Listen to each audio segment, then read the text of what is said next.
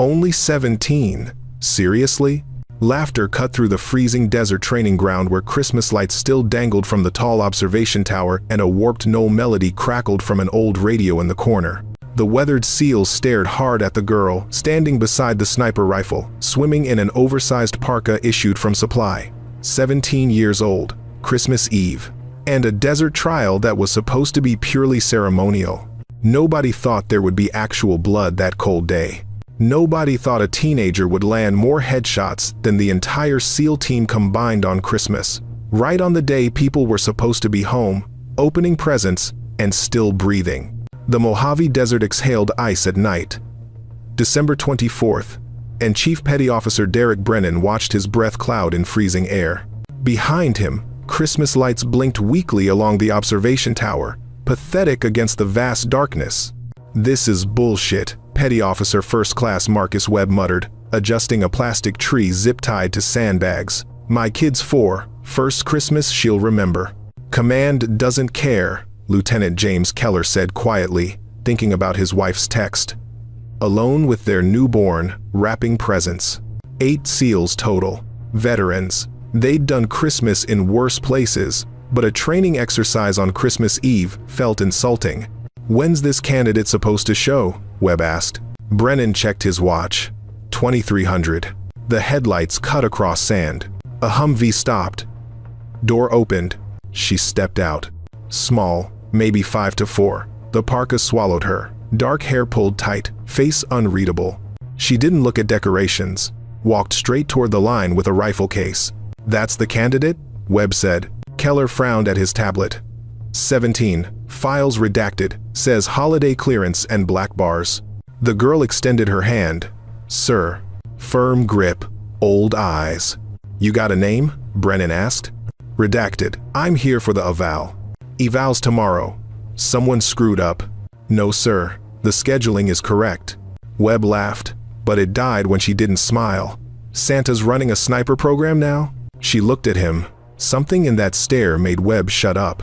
The Humvee reversed, leaving her. No support crew. Just a teenager with eyes that had seen long nights. "Well," Brennan said, "Merry Christmas. Let's see what you've got." The operations order came through at 1,600 hours, right when they were opening care packages. Webb had been holding a photo his daughter drew when the encrypted message arrived. "Live fire assessment. Tonight. Candidate classified. Priority 1. Now, watching the girl check her rifle with practice movements, Brennan felt wrongness intensify. Keller pulled him aside. "File's never been this redacted. And look at the authorization." The clearance level was 3 tiers above standard. "Who is she?" "No idea. But someone high up wants this done before midnight." The girl had assembled her rifle. Custom build. She ran her hand along the barrel with watchmaker focus. Webb approached with a clipboard. Name, rank, unit. Redacted. Civilian contractor, no unit. Age? You know. Family notification. None. No family, no notifications. She loaded magazines. "Anything else that matters?" "It's Christmas," Webb said, softer. "Correct. You got somewhere to be?" She looked at him. "Do you?" Webb thought of his daughter. His wife. "Yeah, I do." "Then let's make this quick. Where do you want me?" Brennan approached. "This isn't normal. This is Christmas Eve. My men are tired.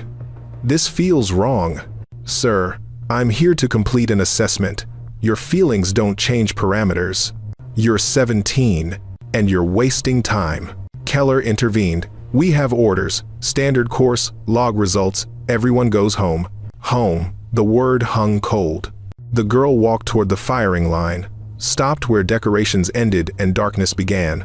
"I'm ready when you are." Brennan exchanged looks with his team. What could they do? Disobey priority 1 on Christmas? "Set up the course," he ordered. The range extended 2,000 meters into darkness. Target zones marked with chemsticks. Normally, daylight. Optimal visibility. But tonight, only moonlight and pathetic Christmas lights. Conditions suboptimal, Keller announced.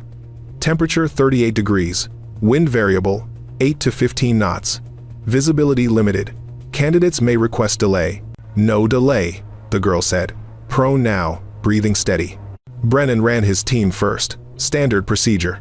Webb went first. Solid. 7 targets, 5 kills, 2 wounds. Dixon followed. 6 kills, 1 wound. Swore when he missed the 1,200-meter mover. Mirage, he muttered. Desert held warmth weird, creating shimmer against cold air. One by one, SEALs took turns. Professional. Combined, 43 confirmed kills out of 65 targets. 66% under difficult conditions. The girl watched from darkness. Hands tucked inside sleeves, not fidgeting, just watching with ancient patience. "Your turn, kid," Webb said. She walked to position, lay down like born for it. "Conditions acknowledged?" Brennan asked. "Sir, I'm ready." Keller checked his watch. 23:47. Commence when ready. Ready. The first shot surprised everyone. The 800-meter moving target just stopped. Center mass so precise the rail jammed. "Jesus!" someone whispered. Second shot, 3 seconds later. The 1,000-meter target that troubled Dixon. Headshot, perfect. Third target, 1,400 meters, obscured, moving erratically. Headshot. Christmas music still playing. Frosty the Snowman. Wrong. Fourth, fifth, sixth. Everyone. Headshot. Wind changed. She adjusted before indicators registered. The radio cut out mid-verse. Silence heavier than music. 7, 8, 9. At 1,600 meters, a target nobody expected her to attempt. 12 seconds calculating. Adjusted for wind, drop, Earth's rotation. Fired. 4 seconds later, the target's head vanished.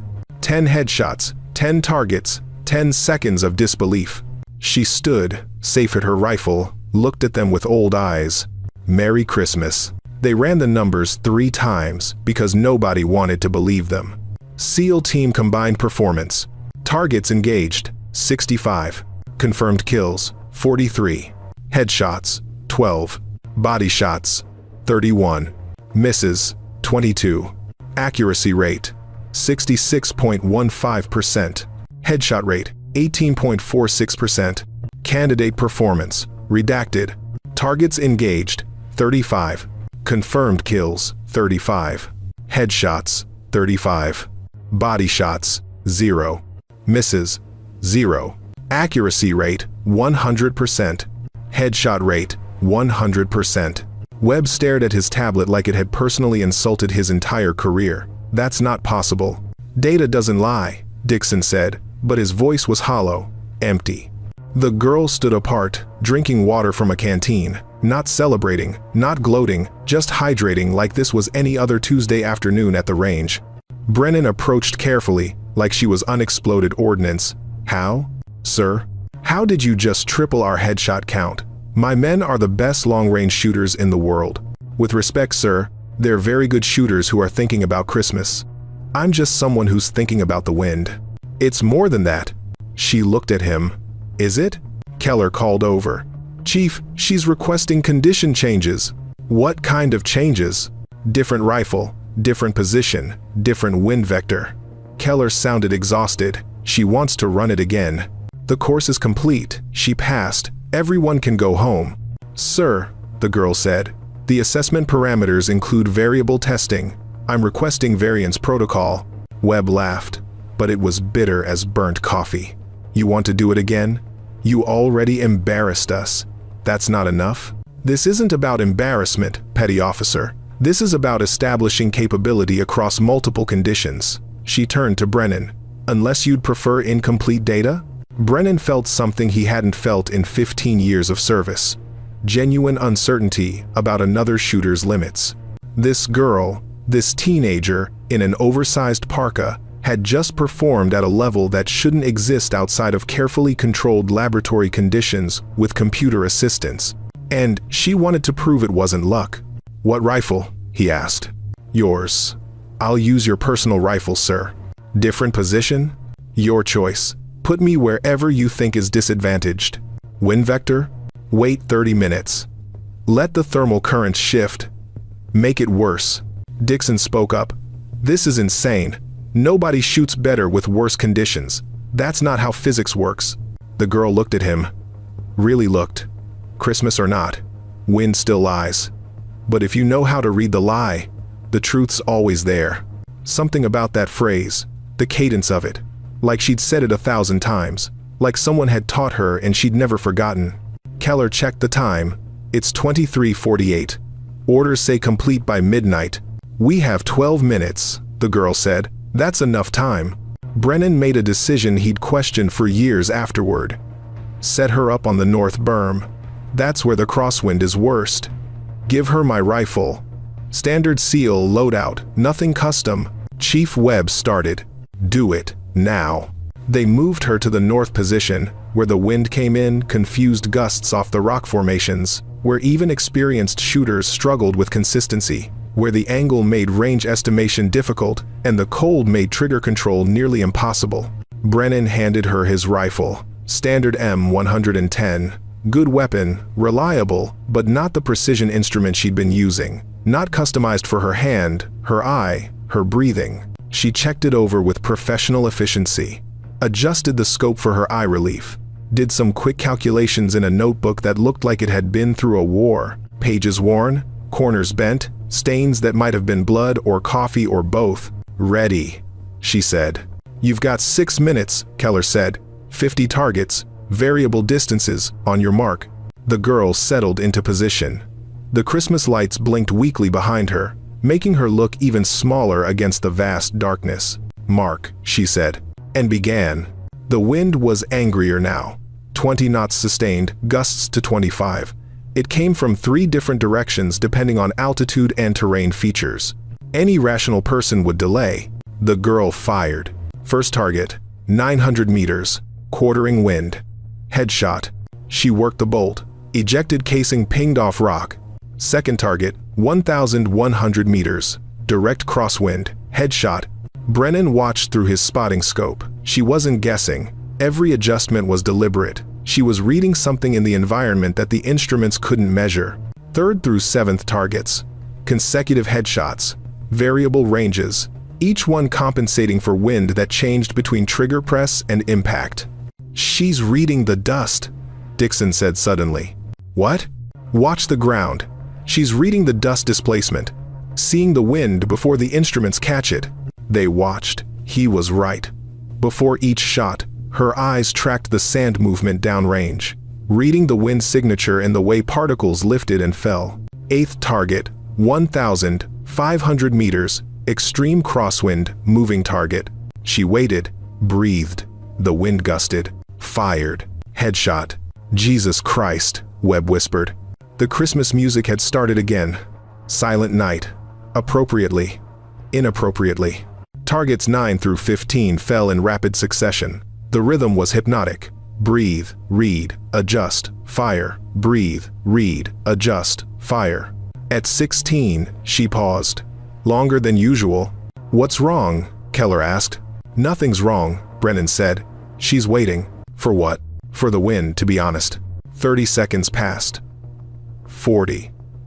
The wind swirled, confused, lying. Then it steadied. Just for a moment.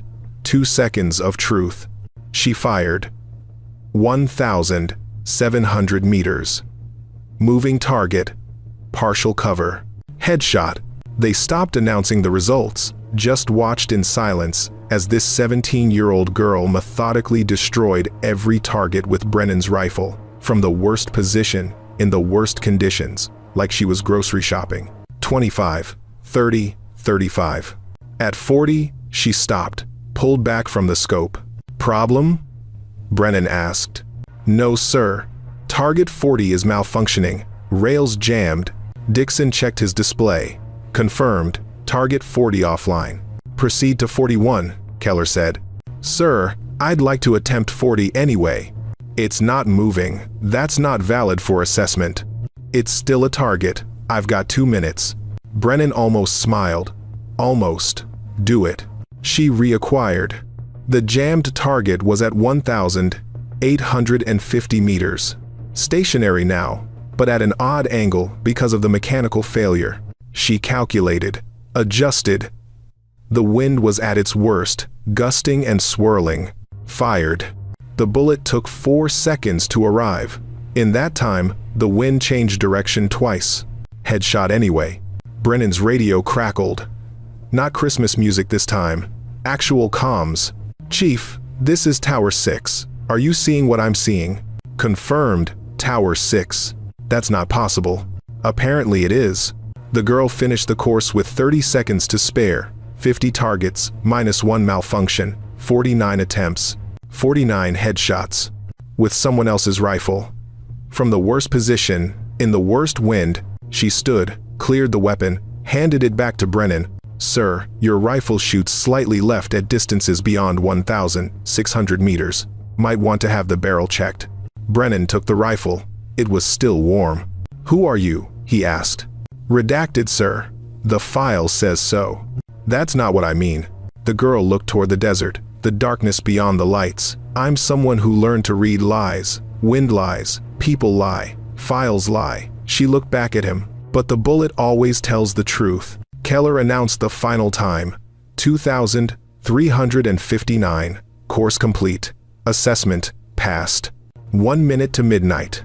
1 minute left in Christmas Eve. Webb was shaking his head. This doesn't make sense. Where did you train? Who taught you? The girl shouldered her rifle case. Someone who understood that survival doesn't take holidays. What does that mean? She didn't answer. The Humvee was already returning, headlights cutting through the dark. Brennan watched the Humvee approach through darkness. Something felt wrong.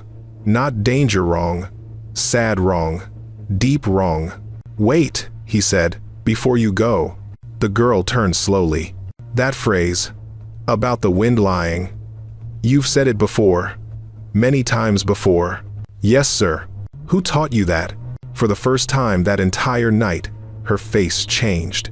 Just a flicker, like something hurt deep inside. My father, she said quietly. He's a shooter? Was. Webb was listening now. Dixon too. The whole team had gathered slowly, drawn by something in the girl's voice, something human.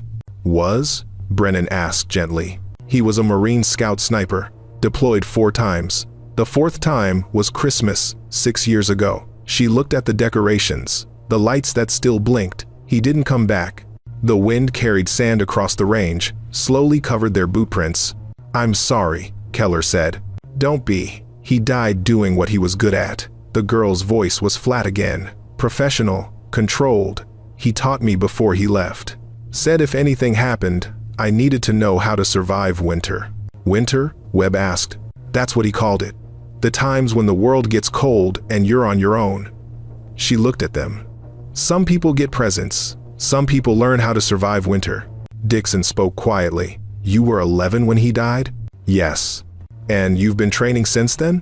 For 6 years straight? Every single day. His spotter, a man named Sergeant First Class Thomas Gray, he helped me, taught me what my father didn't have time to finish teaching. She paused. Sergeant Gray died last year. Cancer. So you've been alone for 1 year. Yes. Brennan understood now. The file redacted. The Christmas Eve timing. The Priority 1 clearance. All of it. Someone up the chain knew your father. Yes, sir. And they arranged this evaluation. On Christmas. In the desert, like his last deployment. Yes, sir. Why? Because I asked them to. The girl's voice didn't waver. I needed to know if I was good enough. If he'd be proud. And I needed to know on the day it mattered. Webb's face was stricken. Kid, you're 17. You should be home. Opening presents. Being a teenager. I am home, petty officer. This is what home looks like for me now. A rifle, a range, and a mission. She looked at the Christmas lights. Those decorations. That music. That's for people who still have someone to celebrate with. You could have someone, Keller said. You're 17. There's still time to what? Forget? Pretend? The girl's voice went hard. My father died on Christmas securing an observation post. Sergeant Gray held his hand while he bled out, then carried him 3 miles through enemy territory to get him home. And Gray told me before he died from cancer, that my father's last words were, make sure she can shoot, not tell her I love her, not give her a good life, make sure she can shoot. The silence was absolute. Even the wind seemed to stop. So I learned to shoot, she continued. Better than he did. Better than anyone, because that's what he wanted. That's what I owe him. Brennan found his voice. You don't owe anyone this kind of life. Maybe not, but it's the life I have. The Humvee stopped beside her. And after tonight, it's the life I've proven I can live. She climbed into the vehicle, looked back through the open door one last time. Thank you for the evaluation, Chief. Merry Christmas to you and your men. Merry Christmas, Brennan said, but it felt like a lie. The door closed. The Humvee drove away into darkness, taillights fading like dying stars. They stood in silence for 30 seconds after she left. They stood in silence for 30 seconds after she left. Then Dixon's radio crackled. Not Christmas music this time, not routine comms, something else entirely. All units, Tower 6. Movement detected beyond eastern perimeter. Multiple signatures. Range 2,400 meters and closing fast. Brennan's blood went cold instantly. Say again, Tower 6? Confirmed movement. Unknown contacts. Thermal imaging shows 8, possibly 9 individuals. All armed. Armed? Webb grabbed his rifle fast. How the hell did they get inside the restricted zone? Unknown. They're using the terrain, staying in thermal dead zones, moving like professionals. This wasn't supposed to happen. This was a training facility. Secured, monitored, locked down, on Christmas Eve, with skeleton crew, because nobody should be out here anyway. Except someone was. Keller was already on command frequency. TOC, this is Range 7. We have unknown armed contacts inside the eastern perimeter. Request immediate QRF support. Static. Then, Range 7, TOC. QRF is 40 minutes out. Can you maintain position? 40 minutes. 8 SEALs. Surprised. Against 9 unknowns who'd managed to infiltrate a supposedly secure facility. We can hold, Keller said, but he didn't sound certain. Brennan assessed. 8 men.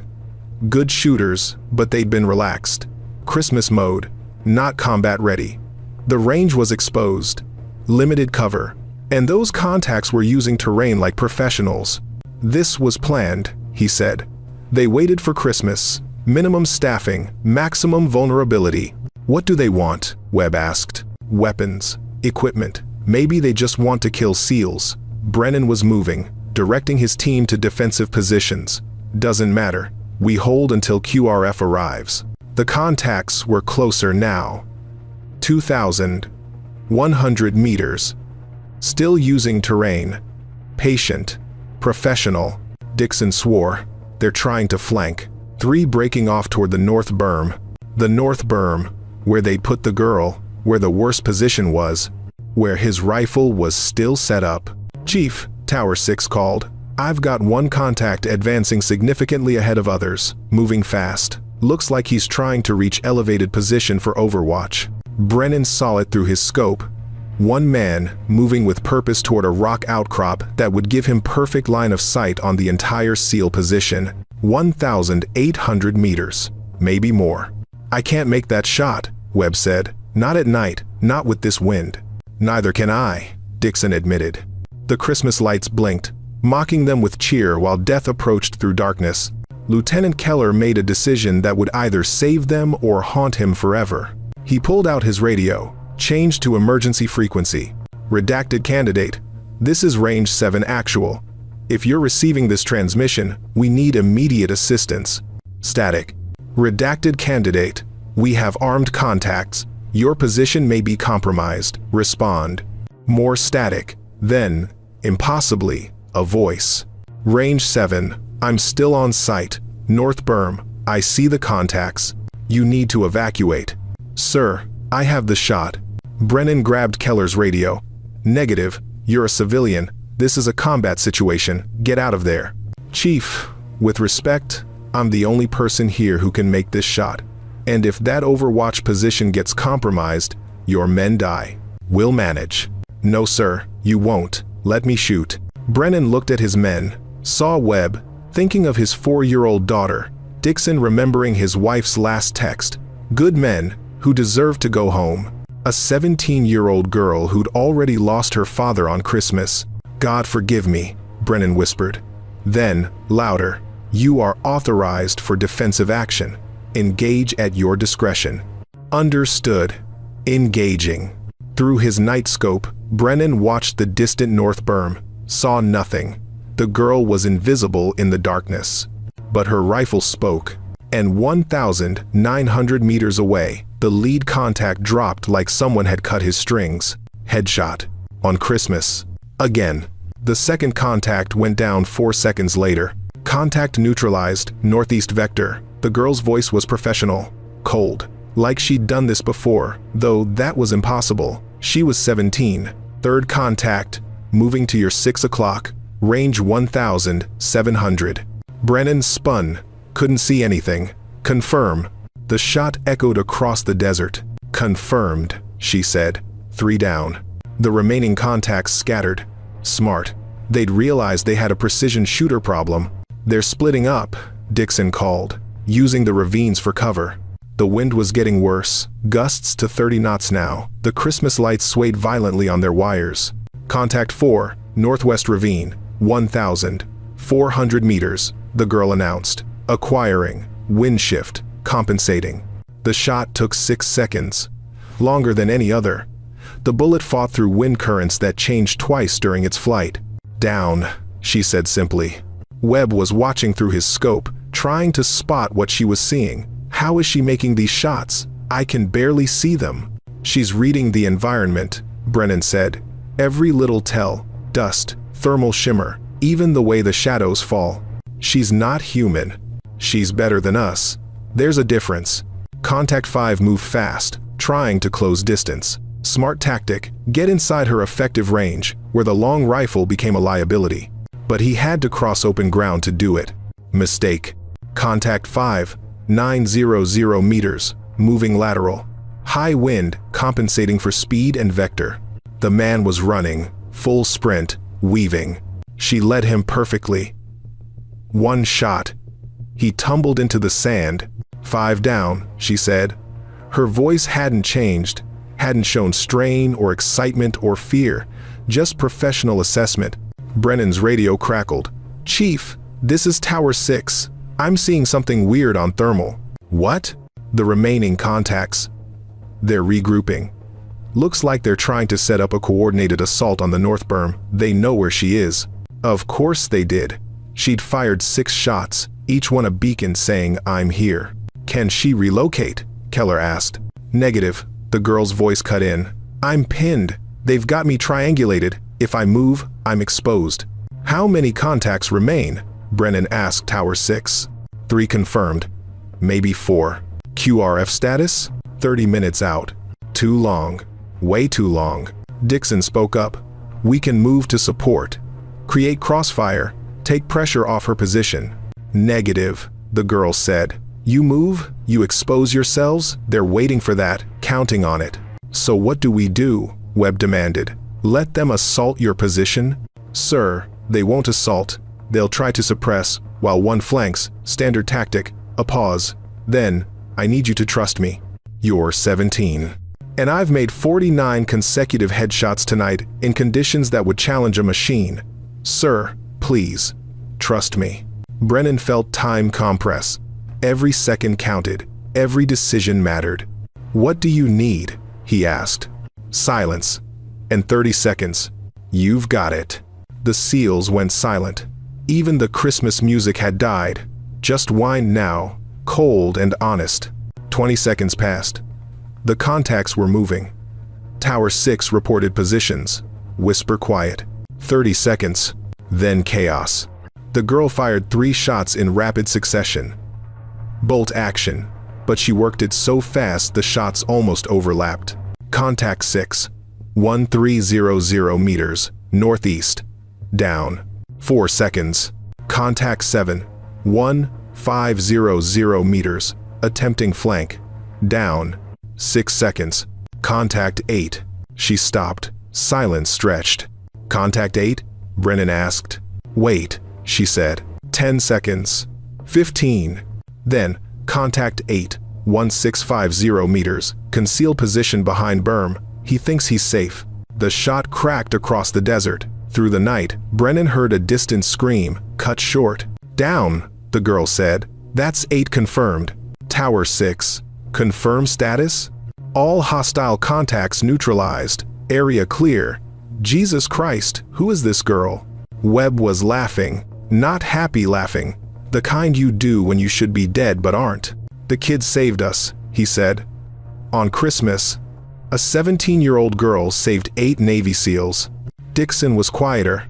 She didn't save us. She protected us, like she was the operator and we were the civilians. Brennan understood the distinction, and it changed everything. The QRF arrived 22 minutes later, armed and ready for a fight that was already over. They found 8 SEALs standing in defensive positions, weapons ready but not needed, and one teenage girl sitting on the north berm, rifle broken down, eating an MRE like nothing had happened. The QRF commander, a Marine captain named Richard Foster, stared at the casualty reports. 8 confirmed enemy KIA, all headshots, all by one shooter, at night, in high wind. That's correct, Keller said. And that shooter is... Foster looked toward the girl. A child? She's 17, Brennan said, and was tired of saying it. That's a child, Chief. That's the best shooter I've ever seen, sir. Child or not. Foster approached the girl carefully. I need your name for the report. Redacted. That's not a name. It's what's in the file, sir. You just killed 8 people. There has to be accountability, investigation, legal review.